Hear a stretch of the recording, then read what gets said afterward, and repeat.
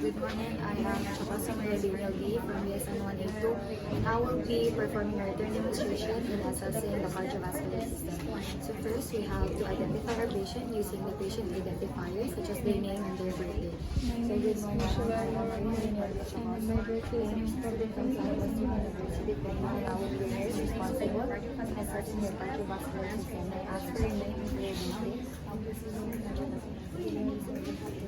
Thank you so much. And then we explain the purpose of the examination and answer any question to the patient. So the purpose of this examination is to assess your cardiovascular system. It's an early detection of heart condition or heart diseases to prevent it from worsening. Do you have any question? And then we perform hand hygiene to remove and avoid the spread of any microorganisms before doing the procedure.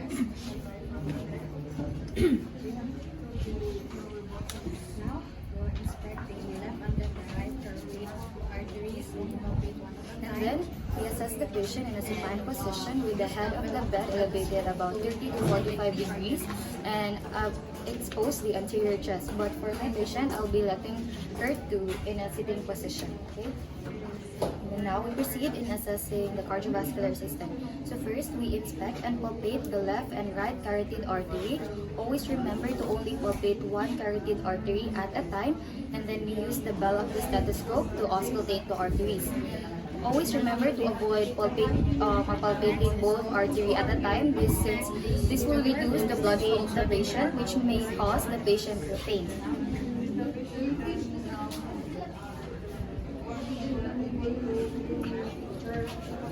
Next is to inspect the recording report, position and leaves.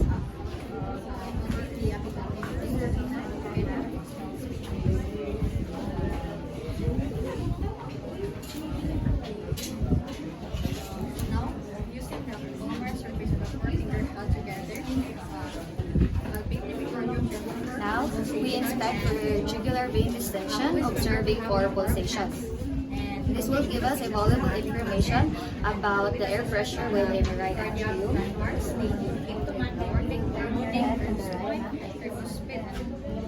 Pictorial areas and palpate the apical impulse in the middle areas.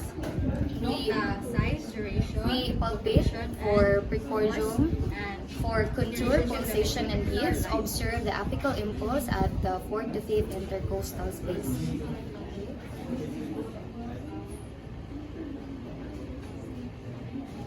So, using the palmar surface of 4 fingers held together, palpate the precordium gently for pulsation. Always remember that hands should be warm before palpating. Then palpation proceeds in a systematic manner with assessment of specific cardiac landmark. We will be using the acronym A2MAN, which stands for, we start in aortic, pulmonic, Earth's point, and then followed by the tricuspid and the mitral area. Also palpate for the apical impulse.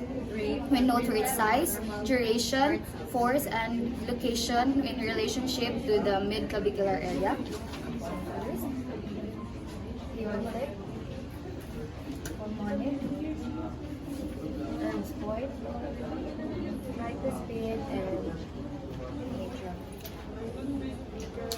Then, after that, we use a systematic auscultation, the same procedure earlier, using the A2MAN, which stands for the aortic, pulmonic, Erb's point, and then the tricuspid, and finally the mitral area. We also ask the patient to breathe normally for auscultation. And muscle masses, and now we will palpate for the lesions, the presence of muscle mass, and the rashes.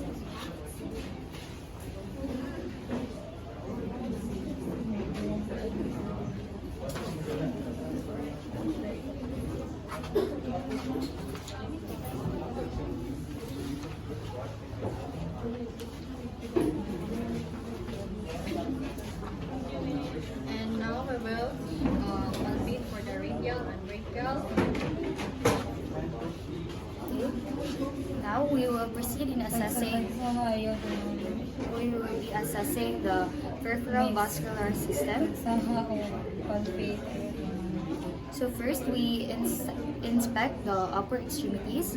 We observe for skin color, lesions, rashes, and presence of muscle mass. We also palpate for the presence of lesions, rashes, and muscle masses.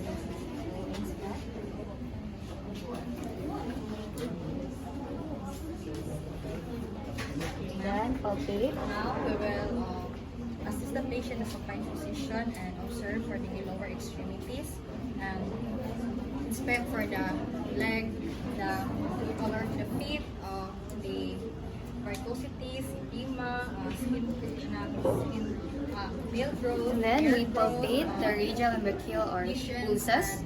and muscle mass.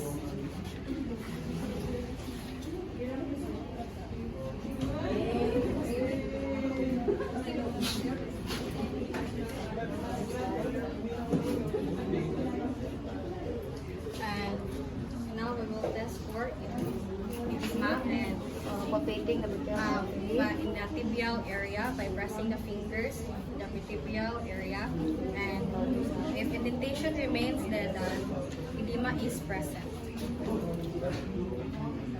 Now we assess the patient in a supine position, and then we inspect the lower extremities, examine the legs and feet for lesions, rashes, In the varicosities, nail growth, hair growth, edema, and muscle mass. So I'll be letting my patient sit, and I'll be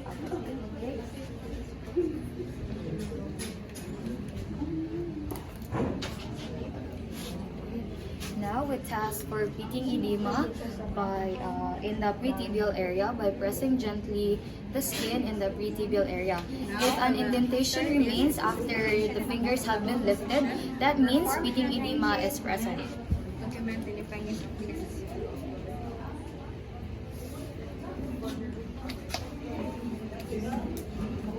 Then lastly, we palpate for pulse and skin temperature at the posterior tibial, dorsalis pedis, and the popliteal area. Posterior tibial,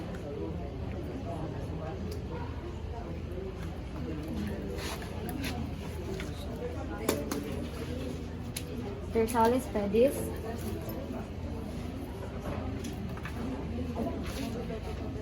then the popliteal area.